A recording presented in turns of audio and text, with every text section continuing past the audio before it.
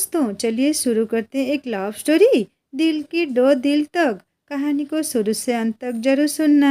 सुजाता ने अपने बेटे नील के लिए लड़की ढूंढने के लिए सभी रिश्तेदारों दोस्तों से कह दिया था। उसे एक बहुत अच्छी लड़की की तलाश थी। वह अपने पति राघव से इसी बात की चर्चा करती कि जब दुल्हन इस घर में आएगी तो घर कितना खुशहाल हो जाएगा। चांद सा टुकड़ा लाऊंगी अपने राजकुमार के लिए। नील से भी बार बार पूछती कि लड़की तुझे कैसी चाहिए, पर नील हंसकर टाल देता था। क्या मम्मी, अभी कहाँ, मुझे बहुत कुछ करना है। उम्मीद नहीं थी कि नील फोन पर अपनी पसंद की लड़की को चुनकर उसके सामने रिश्ते का प्रस्ताव ले आएगा। सुजाता के लिए ये एक बहुत बड़ा धक्का था। शाम को 2 कप चाय के साथ सुजाता अपने पति के पास बालकनी में बैठ गई। राघव ने पूछा, क्या हुआ सुजाता, आज चीनी डालना भूल गई चाय में? अच्छा। सुजाता का ध्यान विचारों से हटकर चाय की तरफ गया। मैंने ध्यान ही नहीं दिया, अभी लाती हूँ। सुजाता चाय के लिए चीनी लेकर आई और चम्मच से कप में घुमाकर मिलाती जा रही थी। पता नहीं कैसी होगी नील की पसंद, हमसे घुलेगी मिलेगी कि नहीं। मन ही मन उघड़ बुन में लगी थी। राघव ने कहा, बड़ी चुप चुप हो, क्या बात है? नहीं, ऐसा कुछ नहीं है। आज सुबह नील का फोन आया था। उसने बताया कि माँ, आपको लड़की देखने की ज़रूरत नहीं है, मैंने लड़की पसंद कर ली है। सुजाता के पति को जब उसने नील से हुई बातचीत के बारे में बताया तो वो पूछने लगे कि अच्छा, कौन है लड़की, कहाँ से है, क्या करती है? कुछ पूछा नहीं तुमने? सुजाता ने जवाब दिया, नहीं, मैंने सोचा मिलकर बात करेंगे। कल आ रहा है। अगले दिन नील की पसंद का नाश्ता और खाना बनाकर फुर्सत से जैसे ही बैठी तभी नील आ पहुंचा। आते ही मामा मामा करता हुआ गले से लिपट गया। क्या बात है, आज बड़ा खुश है? सुजाता ने बोला। इस पर वो कहने लगा कि मैंने आपको माही के बारे में कल बताया था ना, यह देखिए, यह उसकी फोटो है। कुछ घबराई नजर से फोटो को देखने लगी। लड़की अच्छी थी, वैसे भी ना कहने का तो सवाल ही नहीं उठता। नील की पसंद जो थी, पर अपने लिए अपनी तरह से रिश्तेदारों में जान पहचान की लड़की देखने की उसकी इच्छा हमेशा रही थी। राघव ने सुजाता को इस बात के लिए पहले ही समझा दिया था कि नील को ही जिंदगी बितानी है, नील की पसंद ही माननी चाहिए। एक तरह से सुजाता भी अपने मन को समझा चुकी थी और अपने बेटे की खुशी में खुश रहना चाहती थी। कैसी है मम्मा? नील ने उत्सुकता से पूछा। प्यारी है, कहाँ रहती है, क्या करती है? सुजाता ने जवाब देते हुए उसके कई सवाल कर डाले। माँ, मेरी कंपनी के पास एक कंपनी है, उसमें जॉब करती है। उसके घर में उसके मम्मी पापा और एक छोटा भाई है। आपसे मिलवाना चाहता हूँ। नहीं बेटा, तुमने पसंद कर ली तो हमने पसंद कर ली, उसके पापा ने कहा। उसके मम्मी पापा बात कर ले, फिर इस रिश्ते को आगे बढ़ाएंगे। नील ये सुनकर बहुत खुश हुआ और माही के मम्मी पापा का नंबर तुरंत अपने मम्मी पापा को दे दिया।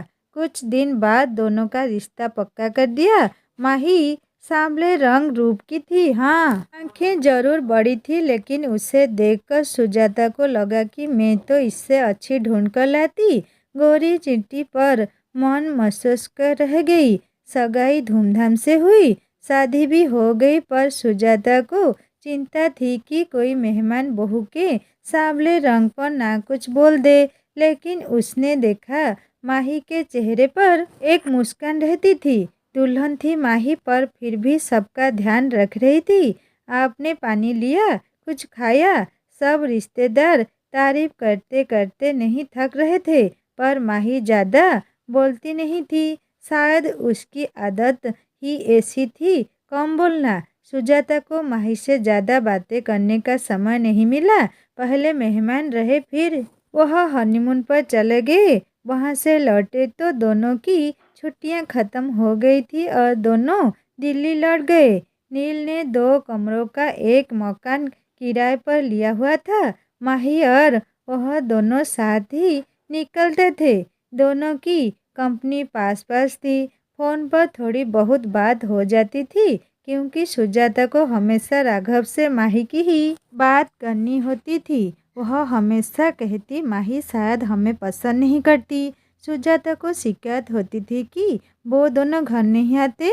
इस पर उसके पति राघव उसे समझा देते कि उनको छुट्टी नहीं मिल रही होगी। अभी शादी पर ली तो थी कितनी सारी छुट्टी, पर सुजाता के मन में एक डर था। बिना जान पहचान शादी हुई है। माही के कम बोलने की आदत की वजह से सुजाता और माही शादी होने के बावजूद भी एक दूसरे को ज़्यादा करीब से नहीं जान पाए थे।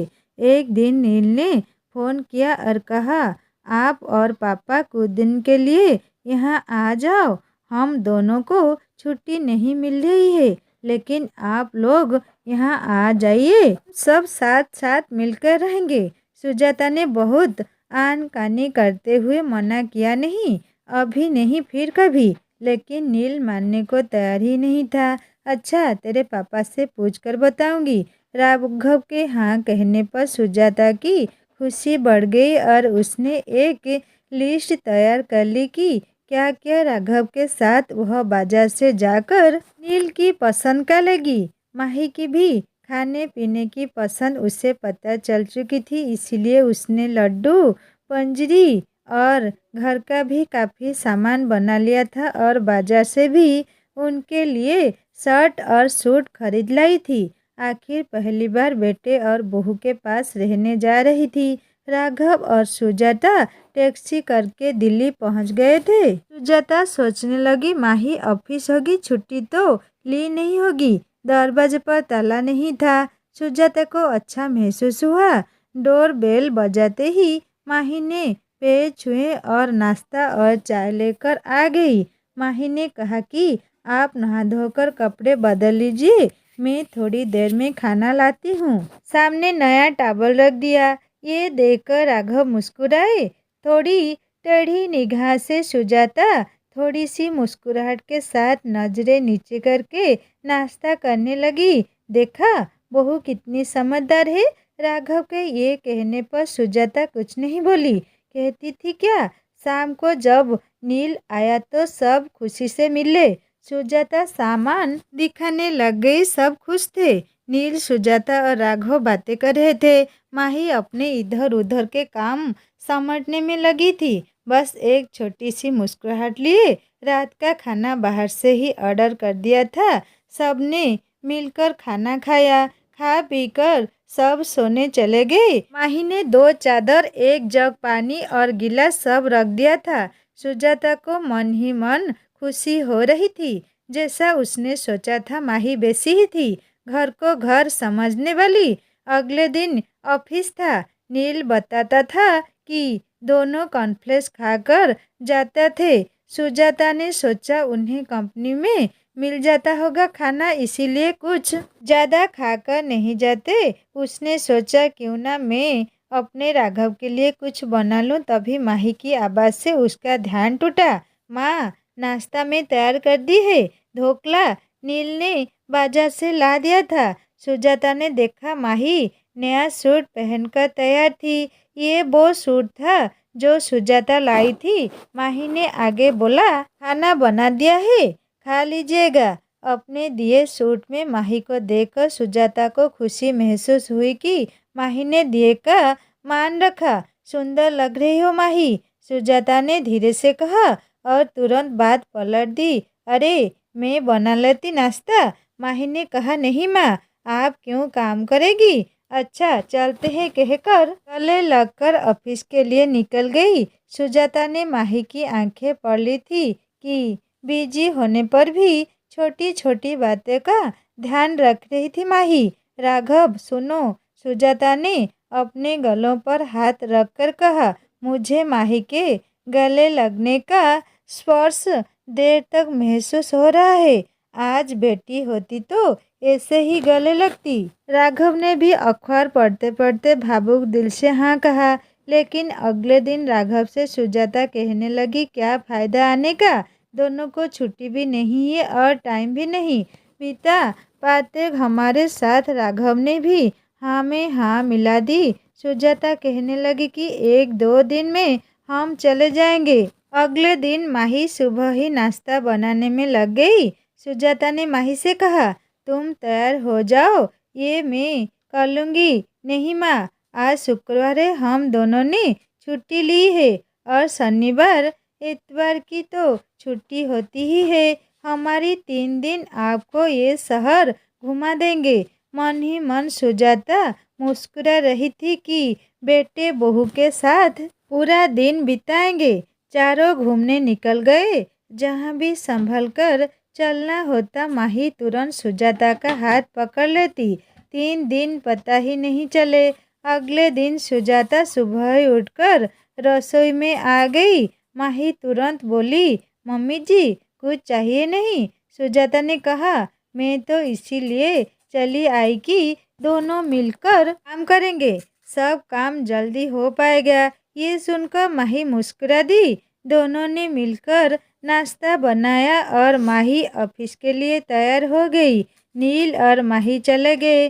सुजाता राघव से माही की तारीफ किए जा रही थी और राघव मुस्कुरा रहे थे। तुम वही हो जो माही के लिए इतना डरी बैठी थी। सुजाता धीरे से मुस्कुरा दी थी। शाम को नील और माही ऑफिस से आए। खाना खाते समय राघव ने कहा, नील हम कल जाने की सोच रहे हैं। नील ने कहा, अभी तो कुछ और दिन, अभी तो खूब मन लग रहा है। आप अकेला तो महसूस नहीं कर रहे हैं? नहीं नील बेटा, तुम्हारी मम्मी साथ है ना, तो दिन आराम से कट जाता है। कभी टीवी देख लेते हैं और कभी अखबार पढ़ लेते हैं। ऐसे में समय का पता नहीं चलता। नील ने कहा, तो फिर क्यों जाना है? खाना खाने के बाद बर्तन समेटकर माही कमरे में आकर बोली, मम्मी जी शाम को ऑफिस से आकर बहुत अकेलापन लगेगा।